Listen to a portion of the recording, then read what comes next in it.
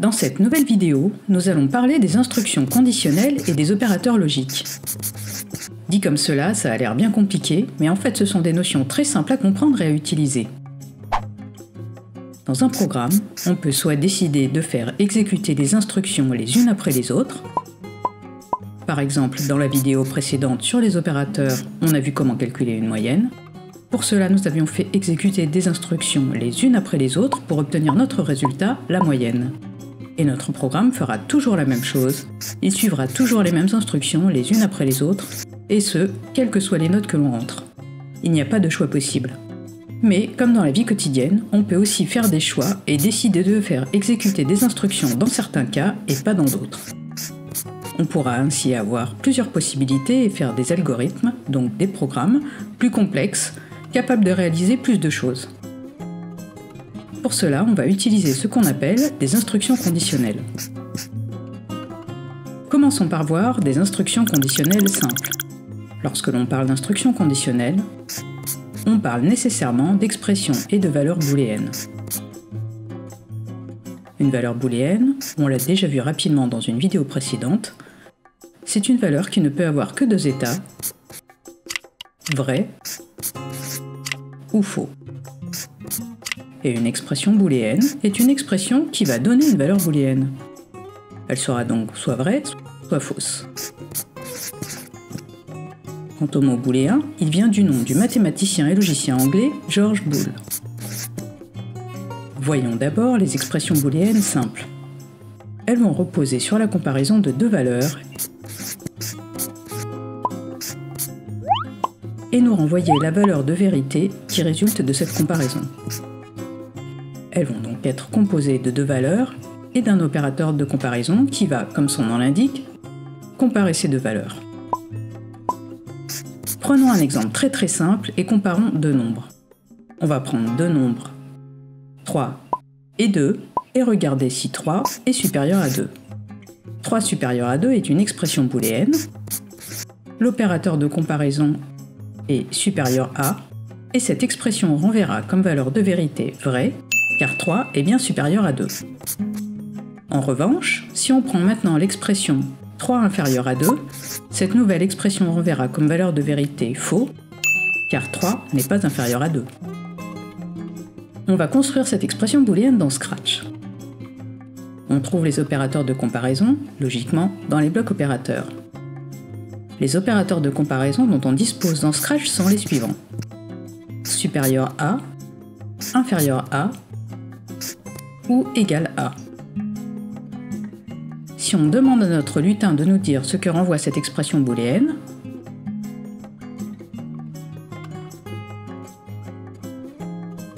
3 inférieur à 2 », il nous dit « false », faux en anglais.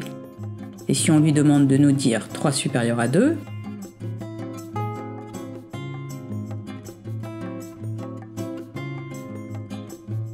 il nous dit true, vrai.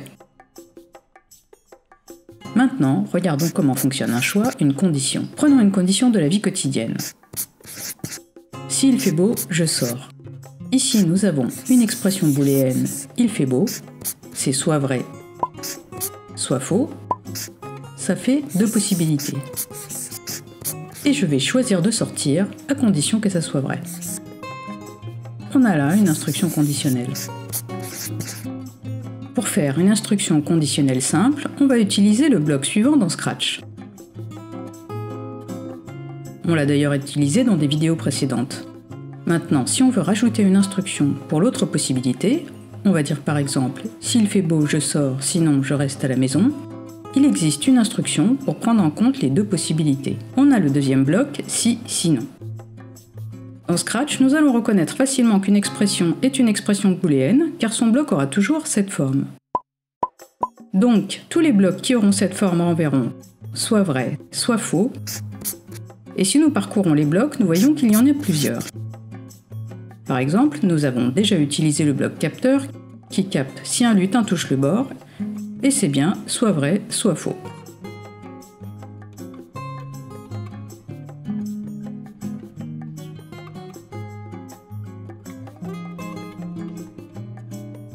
Passons à un exemple.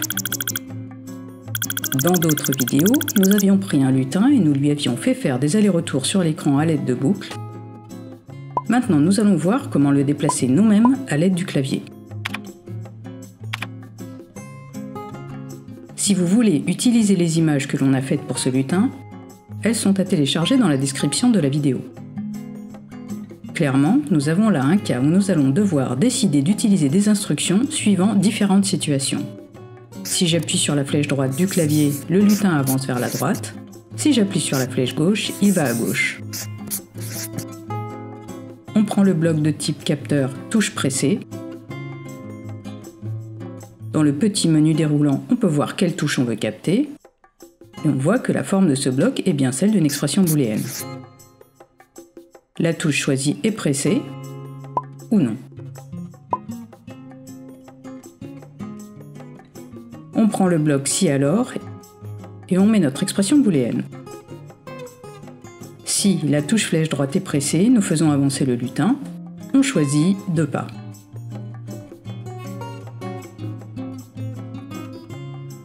Si on met juste ces instructions au clic sur le drapeau vert, on voit qu'il ne se passe absolument rien. Pourquoi ? Dès qu'on clique sur le drapeau, le programme passe à l'instruction qui teste si la flèche droite est pressée et passe à la suite, et c'est la fin du programme. À moins d'aller à la vitesse de l'éclair et de taper sur la flèche très vite après avoir cliqué sur le drapeau, l'expression booléenne renverra faux. Et même si on y arrive, le lutin avancera de 2 pas et ce sera tout, même si on appuie à nouveau sur la flèche. Il faut donc que ce test de capteur soit fait en permanence. On va donc mettre notre instruction conditionnelle dans une boucle infinie.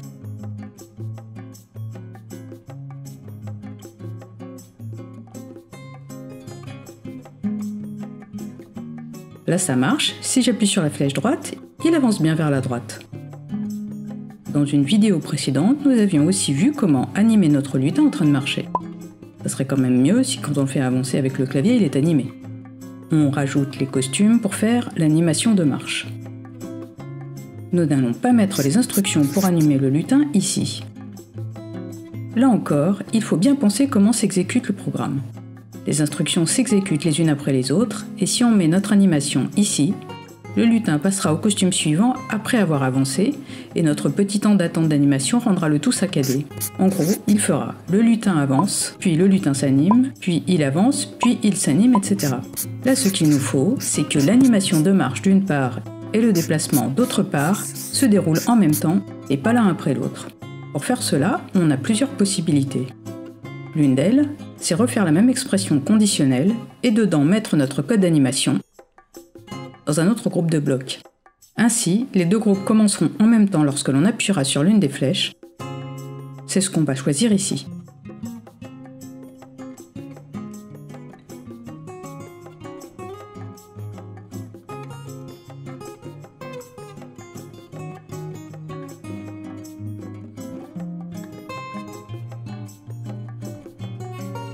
Ça marche, notre animation de marche et le déplacement se passent maintenant en même temps.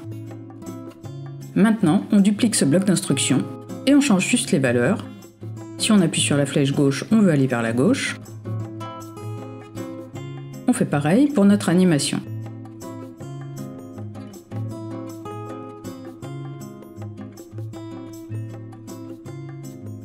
S'il va à gauche, il faut donc qu'il avance de droite à gauche. Pour cela, on pourrait dire qu'on avance non plus de 2, mais de moins 2.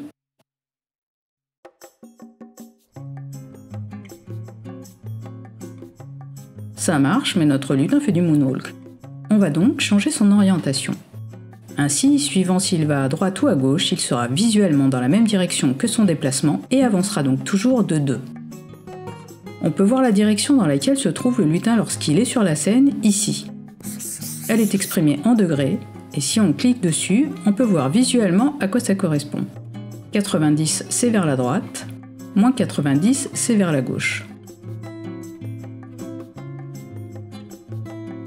En dessous, il y a un petit menu qui permet de choisir si on veut que le changement d'orientation soit en tournant sur lui-même ou bien en pivotant. C'est ce qu'on choisit, si ça n'était pas déjà le cas.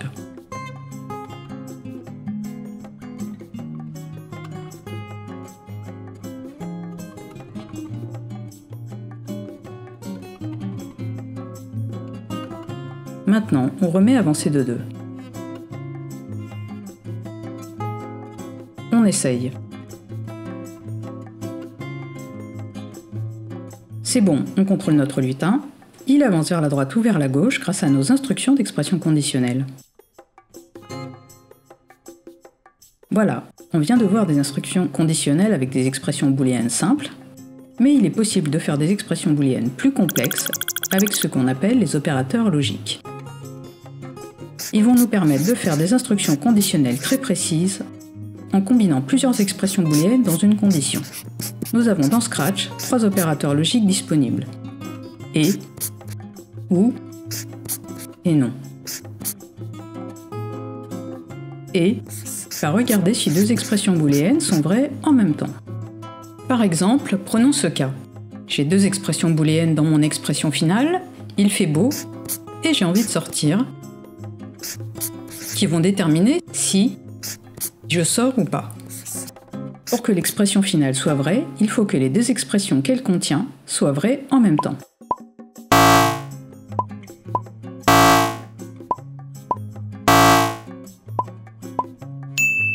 Il fait beau et j'ai envie de sortir. Si l'une d'elles est fausse, alors l'expression totale est fausse et je ne sors pas. De même, si les deux sont fausses évidemment. Ou va regarder si au moins l'une des expressions booléennes qu'elle contient est vraie. Par exemple, il fait beau ou j'ai envie de sortir. Si il fait beau n'est pas vrai mais que j'ai envie de sortir, je sors. Si il fait beau et que je n'ai pas envie de sortir, je sors aussi. Si aucun des deux n'est vrai, est le seul cas où je ne sortirai pas.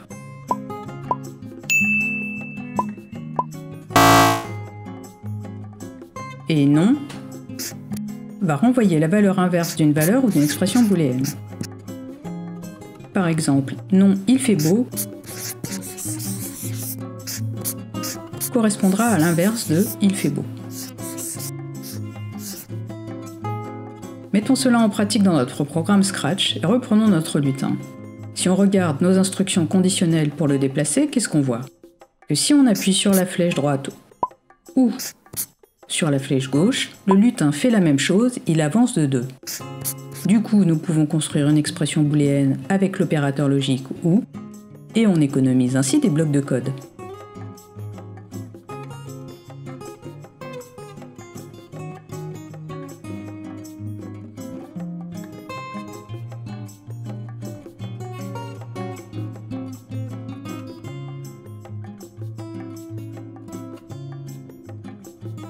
On teste.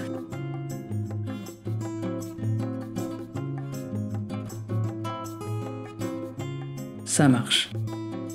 Notre lutin se déplace toujours sur la scène comme on le veut. Maintenant on voit que lorsqu'il arrive au bord de la scène, il continue. C'est normal, nous lui avons juste dit d'avancer à droite ou à gauche, pas de s'arrêter. Et là on voudrait bien qu'il s'arrête. Donc qu'il n'avance plus quand il touche le bord. Pour voir si un lutin touche le bord, Scratch a un bloc de type capteur.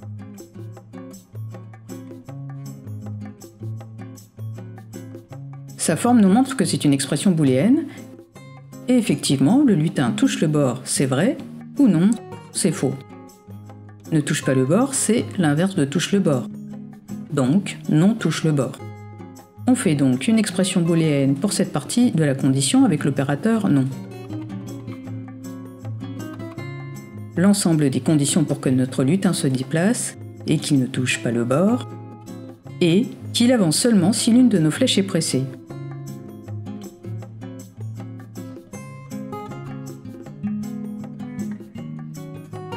Nous avons maintenant une expression qui va recouper tous les cas dans lesquels le déplacement du lutin sera autorisé. On teste. Ça fonctionne. Si vous avez vu la vidéo sur les variables, vous savez ajouter des objets que le lutin peut prendre avec un score qui augmente, comme dans un jeu de plateforme. Là aussi, on avait utilisé des instructions conditionnelles. Si on réunit le code de ces deux vidéos, on voit qu'en combinant des variables, des instructions conditionnelles et des animations de lutin, nous ne sommes plus très loin de faire un petit jeu. Dans la prochaine vidéo, nous irons plus loin et nous verrons comment utiliser les événements et les messages. Cette vidéo est maintenant terminée. Si elle t'a plu, n'hésite pas à t'abonner et à la partager. À bientôt!